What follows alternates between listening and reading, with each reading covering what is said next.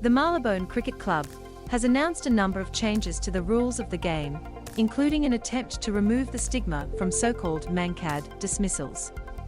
Key points. The MCC says they are intended to shape the game of cricket as it should be played.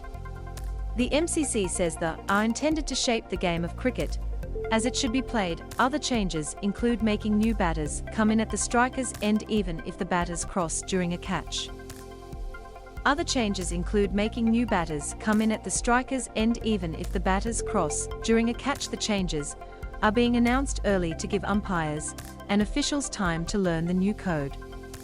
The changes, suggested by the MCC Rules Subcommittee, which dictates the rules of the game worldwide, have now been approved and will come into effect on October 1st.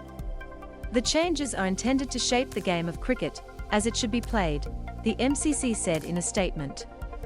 The colloquial term Mankad, named after Indian cricketer Venu Mankad, refers to a bowler running out the batsman at the non-striker's end when the batsman leaves his crease before the bowler's delivery stride is finished. Loading. Law 41.16, running out the non-striker, has been moved from Law 41 to Law 38, the MCC said. The wording of the law remains the same. The Mankad has been debated since a test match between Australia and India in 1947, in which Mankad ran out Australia's Bill Brown after a number of warnings to remain in his crease.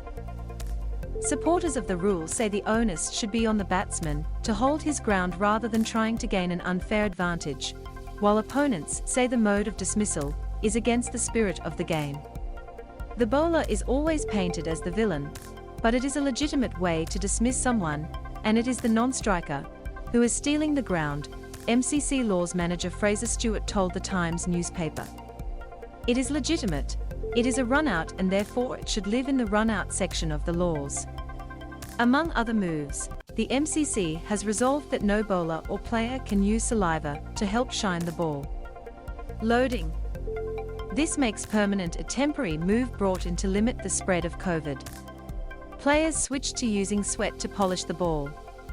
From now on, the use of saliva, mints or sweets will be viewed in the same way as any other unfair methods of changing the condition of the ball, according to the MCC.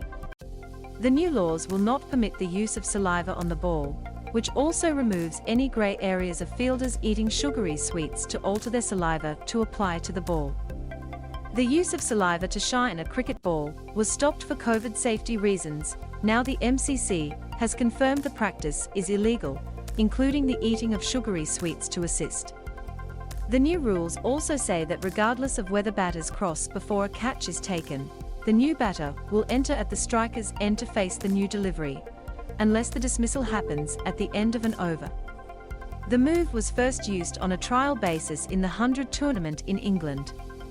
Officials have also changed the rules for judging wides to take into account modern batsmen moving to one side of the crease before the ball is bowled. The changes are being announced now to give time for officials around the world to learn the new code in time for the laws coming into force in October.